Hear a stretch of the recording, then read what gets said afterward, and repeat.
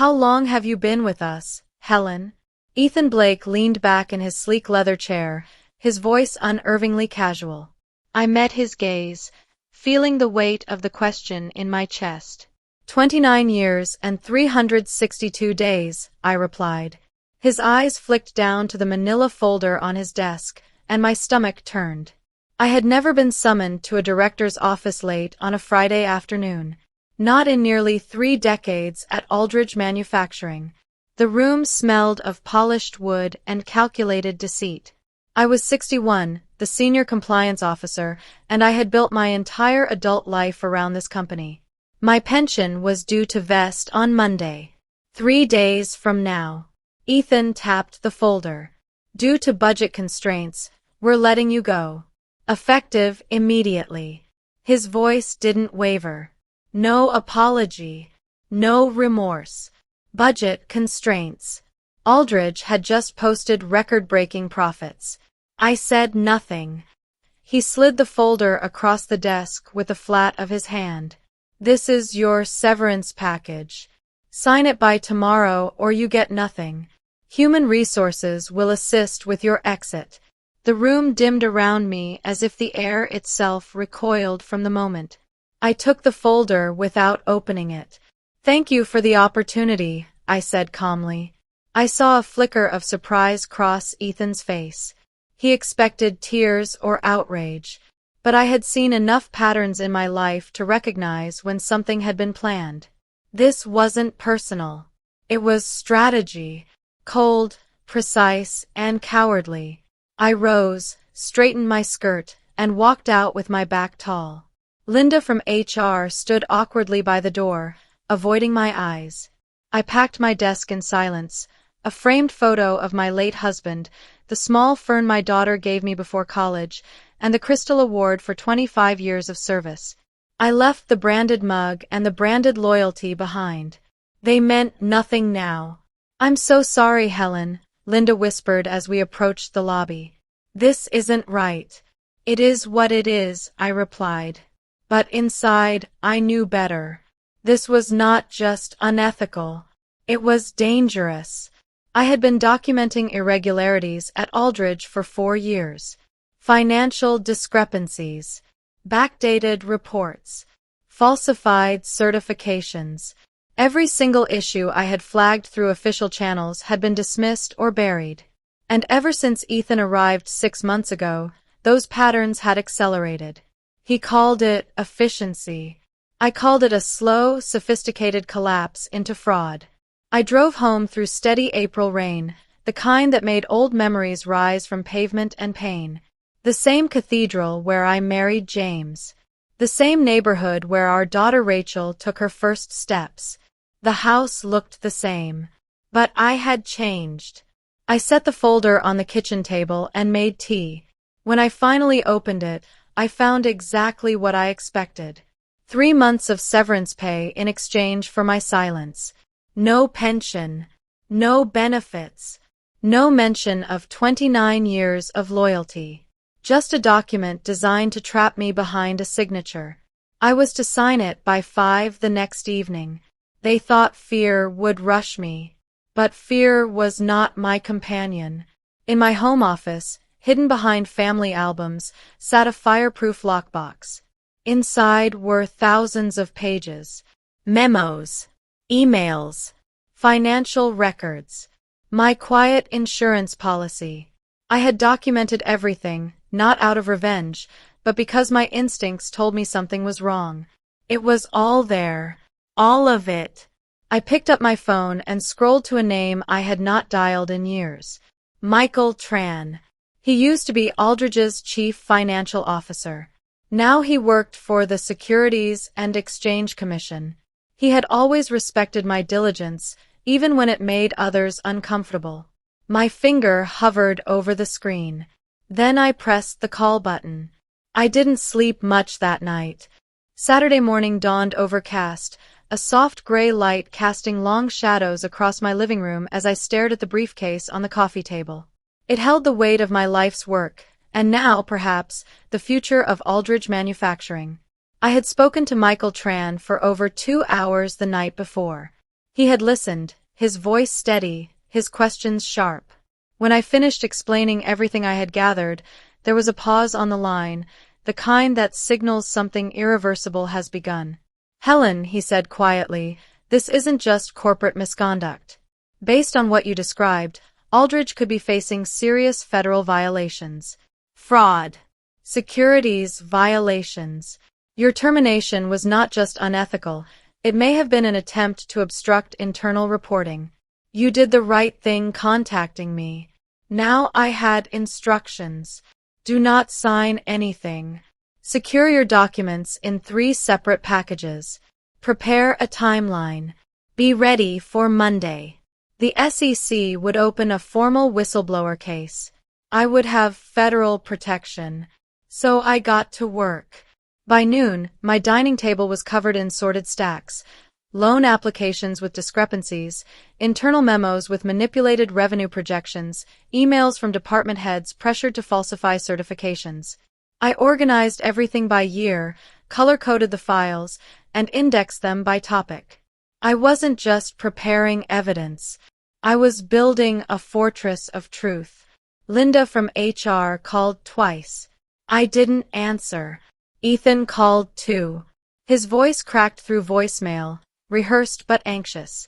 Helen, we need the paperwork signed. I can come by if it's more convenient. Then another call from the company's legal office, more aggressive this time.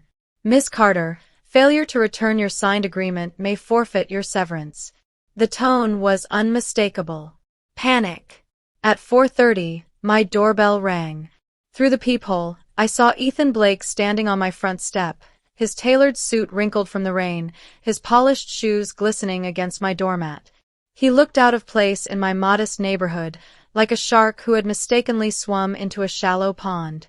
Helen, I know you're home. This is unnecessary.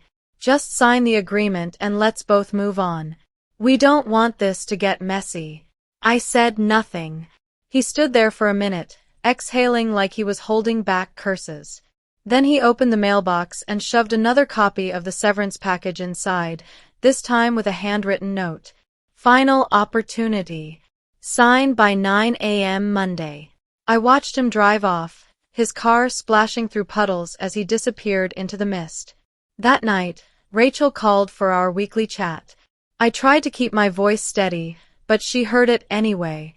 Mom, what's wrong? You sound different. I could have lied. Said I was tired. Distracted. But I had always raised her to face the truth, even when it hurt. I was fired yesterday. 3 days before my pension vests. There was a beat of silence. What?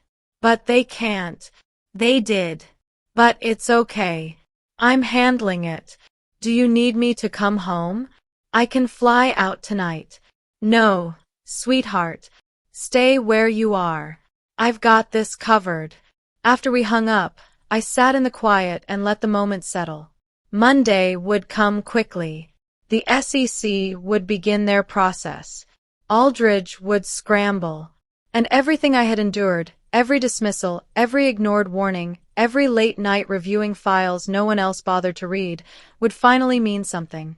I hadn't asked to be a whistleblower, but I had been handed a truth too heavy to carry alone. Now I was passing it on. Monday morning arrived dressed in crisp resolve. The air was brisk, and the city buzzed faintly beneath a sky split between clouds and light. I wore the navy blue suit I had reserved for important presentations, though this was not a presentation. It was war. The briefcase in my hand felt heavier than any I had ever carried. It did not contain sales reports or compliance summaries. It held truth, sharpened by years of disregard. I arrived at the Federal Building just after 8. The lobby was lined with glass walls and silent security guards. Michael Tran met me at the front, older than I remembered but still carrying the same calm authority. Helen, he said with a nod. I wish we were meeting under better circumstances. He led me into a private conference room. 2 other individuals were already seated, Angela Brennan, a senior enforcement attorney, and James Weston, a forensic accountant. Their expressions were serious but not hostile. They introduced themselves with quiet professionalism. Then Angela spoke. Mrs. Carter, before we begin, you should know that what you share today becomes part of an official federal investigation. There is no turning back from this point. Do you understand? I nodded.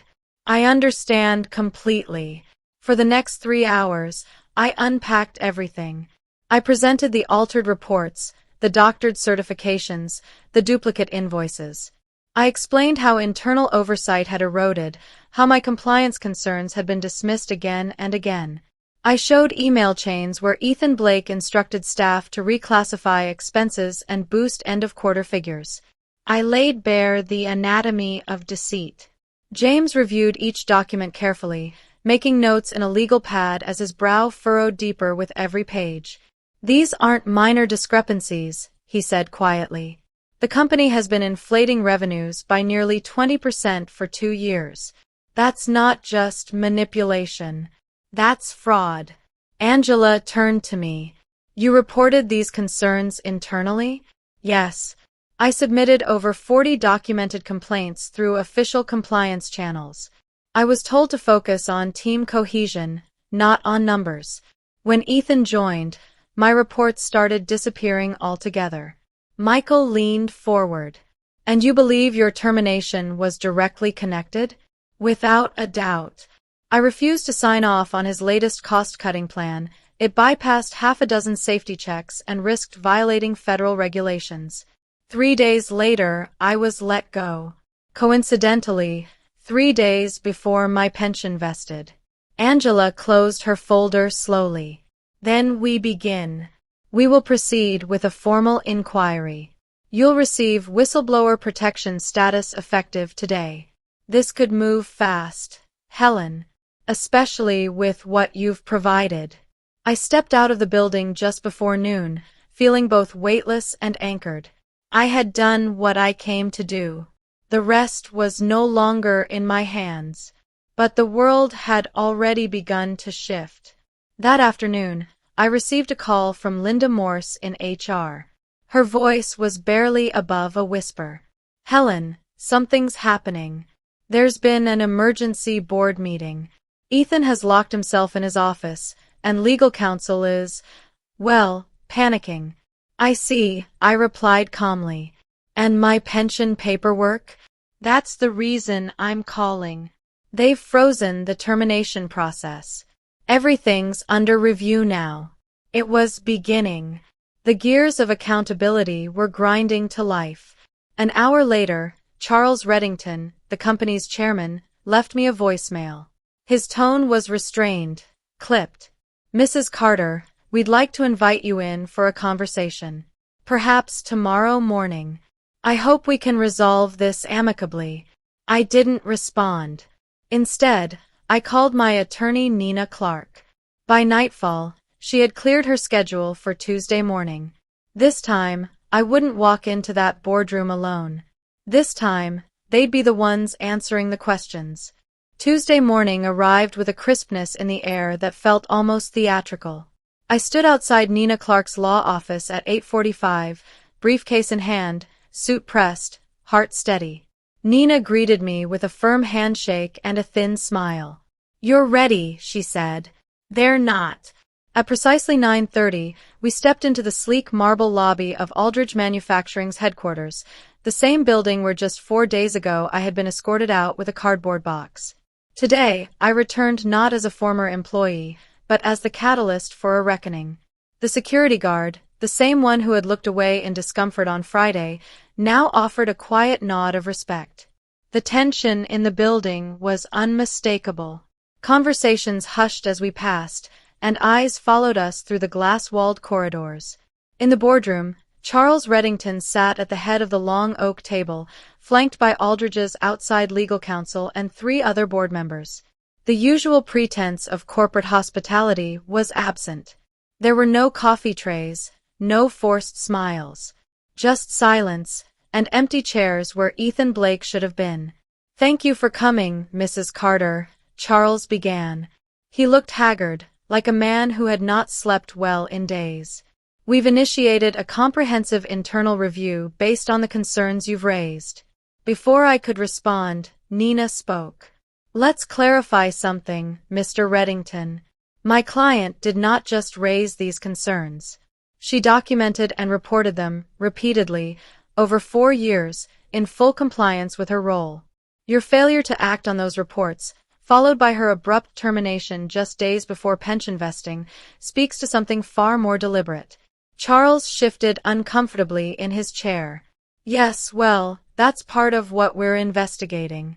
He turned to me. Mrs. Carter, I want to personally assure you that your termination has been rescinded. We consider you an employee in good standing. Your pension is intact. And the severance package? I asked. Withdrawn. Irrelevant, now that your employment has been restored. In fact, we'd like to offer you a consulting role effective immediately. Your expertise is invaluable, especially in light of recent events. Nina leaned in. My client isn't making any decisions about future arrangements today. First, we want a full accounting of how her reports were mishandled. Transparency comes before reconciliation. The meeting stretched on. They danced around responsibility, painting themselves as unaware or misinformed. David Blake had misled them, they claimed. They expressed shock, disappointment, regret. I listened quietly until Charles made one final appeal. Helen, we hope you'll speak to the SEC on behalf of the corrective measures we're implementing. Your support would mean a great deal to us. That's when I looked up and met his eyes for the first time. I worked here for 29 years. I filed 47 formal reports on financial discrepancies. I sent 16 memos directly to executive leadership, including your office. I requested 9 meetings to discuss escalating risks. Only 2 were granted. Neither resulted in action. I will cooperate with the SEC and your internal investigation, but I will speak only to the facts. Whether those facts support or damage Aldridge will depend entirely on your actions, not your words. The silence that followed was unlike anything I had ever experienced in that room. Not a single person moved. As we left the building, Nina turned to me. That was perfectly delivered. It wasn't until we reached the street that I allowed myself a full breath. The adrenaline drained from my body, leaving behind a clear, focused stillness. This was not revenge. This was truth asserting itself. And I had just watched it begin to take root inside the very company that tried to silence me. By Wednesday morning, the headlines hit the business world like a thunderclap. Local media outlets led with bold titles: Federal Probe Opens into Aldridge Manufacturing, followed by subheadings about whistleblower allegations, stock plummets, and executive silence. National coverage wasn't far behind. I watched it unfold from my living room, television muted, the words screaming from the bottom of the screen. Aldridge's stock fell nearly 30% by noon. Financial analysts who once praised Ethan Blake's aggressive cost-saving methods were now revisiting quarterly reports, calling into question the integrity of the entire operation. They referenced my role only vaguely, a long-serving compliance officer. But I felt the shift. I had become more than Helen Carter. I was now the source. That same day, I received a letter from Aldridge's legal department formally withdrawing my termination and placing me on paid administrative leave while an internal audit was conducted. They offered backdated restoration of my benefits and, notably, full pension vesting.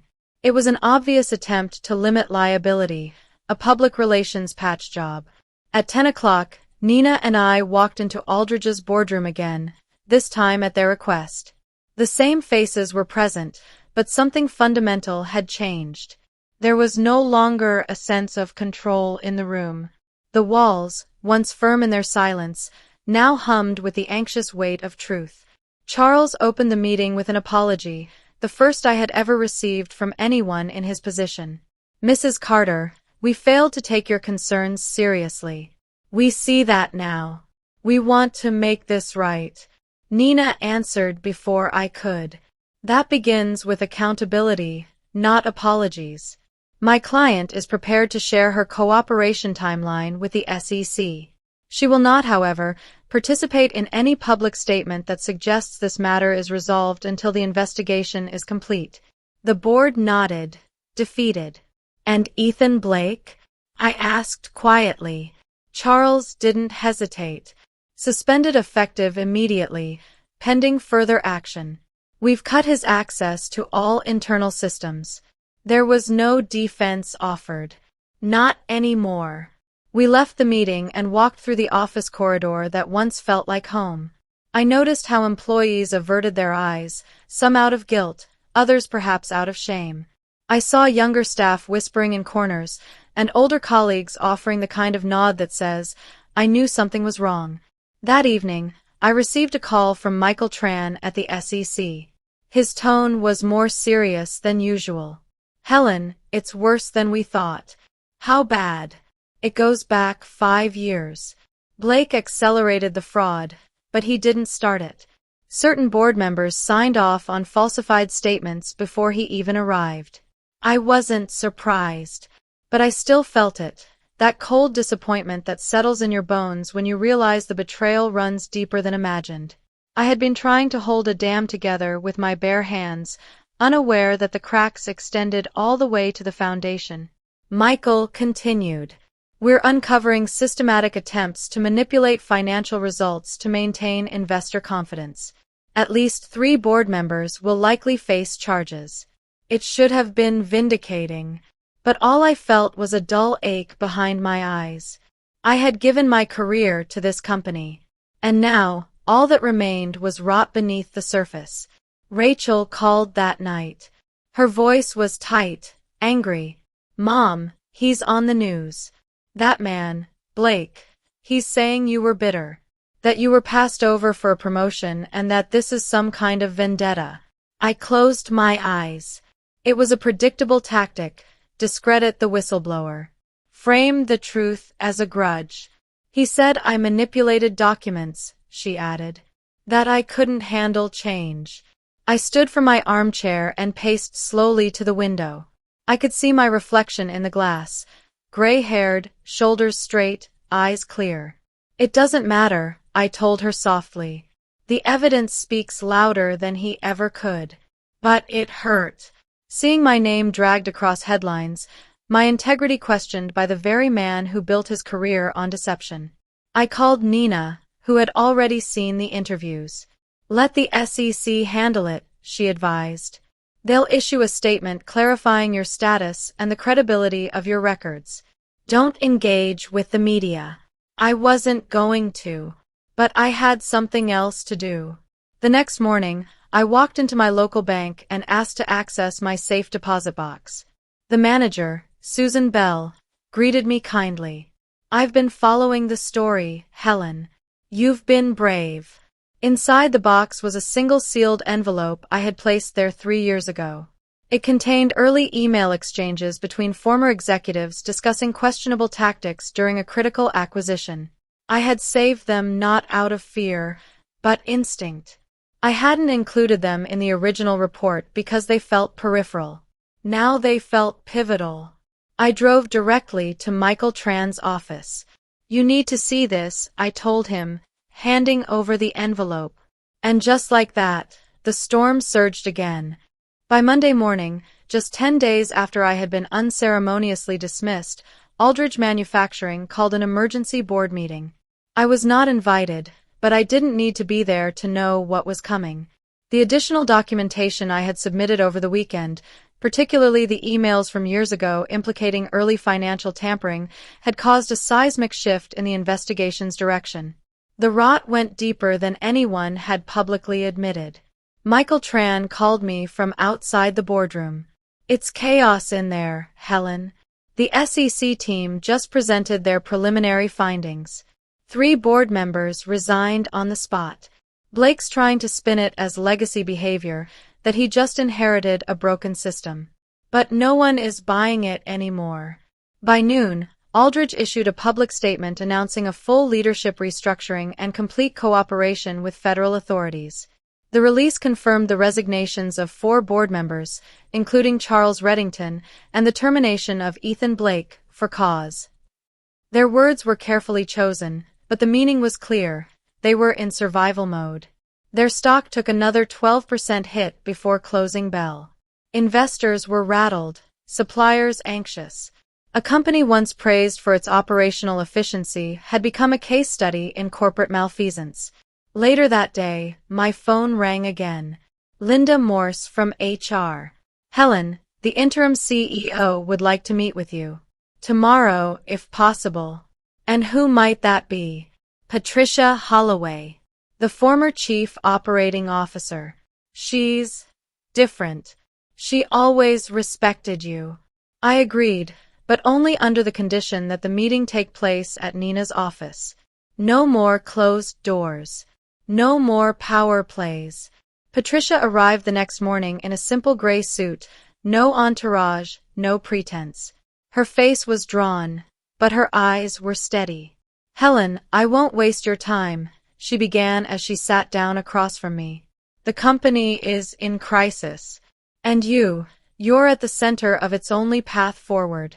Not because you caused this, but because you were the only one who saw it clearly and acted. She slid a folder across the table. I hesitated before opening it. This officially rescinds your termination, reinstates your employment retroactively, and confirms your pension vesting in full. It also includes an additional compensation package. I opened the folder slowly. The document offered a 5-year salary payout, lifetime health coverage, and, perhaps most surprisingly, a formal written apology signed by all remaining board members. We're also creating a new corporate ethics division, Patricia continued. We need it. And frankly, we need you to help build it. Not as an employee. As a consultant. After your retirement, of course. I closed the folder and took a breath. My hands were steady. My voice low. And Blake. The board members. Criminal charges are being filed. The SEC is coordinating with the Department of Justice. There will be consequences, Helen. Real ones. For the first time in weeks, I felt something close to peace.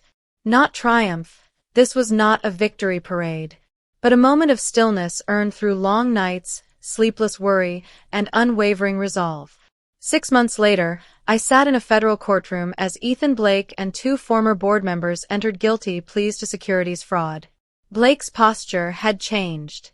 He looked smaller somehow, his once arrogant demeanor replaced by visible wear. Our eyes met only once, not as adversaries, but as opposite ends of a truth he had tried to bury. The scandal was now taught in business ethics courses. The SEC awarded me a whistleblower percentage, 15% of the fines levied against Aldridge. Combined with the compensation settlement and pension, I had more financial security than I had ever imagined. But money was never the goal. I declined the consulting offer. Instead, I used part of the settlement to establish a scholarship fund in James's name for young women pursuing careers in corporate ethics. I began working with regulatory agencies to develop stronger protections for whistleblowers like me. Not out of vengeance. Out of duty. Rachel moved back to St. Paul with her 2 children. We spent weekends by the lake, building memories I had once postponed for the sake of deadlines and quarterly reviews. One evening, while the sun bled softly across the water, Rachel asked, "Do you regret staying all those years?" I thought for a long time before answering. "No," I said at last. "I regret that they made it necessary to expose them. But not the work I did. Integrity isn't convenient. It costs you something. But that's why it matters." She nodded, quiet and thoughtful. And in that moment, surrounded by peace, family, and the ripples of hard truth, I knew the story wasn't about loss. It was about the power of choosing not to look away. Winter came early that year. The air in St. Paul turned sharp with frost, and headlines faded under the weight of newer scandals and corporate reshuffles. Aldridge Manufacturing still existed, but the company was unrecognizable. Under new leadership and intense regulatory oversight, they implemented sweeping reforms. Transparent audits, public compliance reports, a whistleblower hotline printed at the bottom of every payslip. Every few months, I still received their annual reports, thick with graphs and new policies. I read them, not as a former employee, but as someone who once believed the system would protect her. Now, I read them with a different kind of belief, that even a broken system can be rebuilt, piece by painful piece. The scholarship I created in James's name welcomed its first class of recipients that fall, 5 bright women with bold voices and untamed questions. I attended the awards ceremony in a simple navy dress, clutching a speech I had rewritten 5 times but never needed to read. I only had to look at them, confident, curious, unafraid, to know it had been worth everything. Rachel visited often. Her boys ran through my lakeside yard like wind, laughter echoing off the water. Sometimes, she would sit beside me in the dusk and ask about the old days at Aldridge. I didn't speak of the scandal much anymore, not because it no longer mattered, but because it had already served its purpose. Nina, my attorney and now my close friend, called one afternoon to share news. 2 of the 3 board members who resigned had quietly settled with the SEC. Large fines. Professional bans. No jail time. Not perfect, she admitted, but meaningful. And Ethan Blake? His sentencing had been delayed. Negotiations. Appeals. But the evidence was overwhelming, and he no longer held the keys to spin or suppress it. His name had become a warning in the corridors of finance and law. Are you satisfied? Nina asked me gently. I paused. Satisfied is not the right word. But I'm done waiting for closure. What matters now is that they can't pretend I didn't exist. 4 years, that had been the most painful part. Not the stress. Not the dismissal. Not even the betrayal. It was the invisibility. The way they looked past me in meetings. The way they minimized my concerns. The way they called me meticulous as though it were a flaw. They had hoped to erase me with a single folder on a desk. They didn't know that I had spent my life building a record that outlasted their denials. One day, while walking through the market with Rachel, I overheard 2 young professionals discussing that whistleblower case from Aldridge. One of them shook her head in disbelief. That woman had everything documented. She dismantled them with spreadsheets. Legendary. They didn't recognize me as I passed. And I didn't stop to correct them, because I was never trying to be famous. I just refused to vanish quietly. In the end, the legacy I left behind wasn't about revenge or justice or even reform. It was about presence, about refusing to be silenced, about showing what can happen when one woman, armed with nothing but truth and patience, decides that enough is enough. I returned home that evening to find an envelope on my porch. No logo. No sender. Inside was a single note, handwritten. Because you didn't give up, we're doing better now. No signature. I stood in the fading light, the note in my hand, the wind brushing against my coat. No one would ever know who sent it. But I knew this. Somewhere, in some boardroom or office or classroom, someone had paid attention. And that, I realized, was more powerful than any courtroom verdict or financial payout. That was legacy.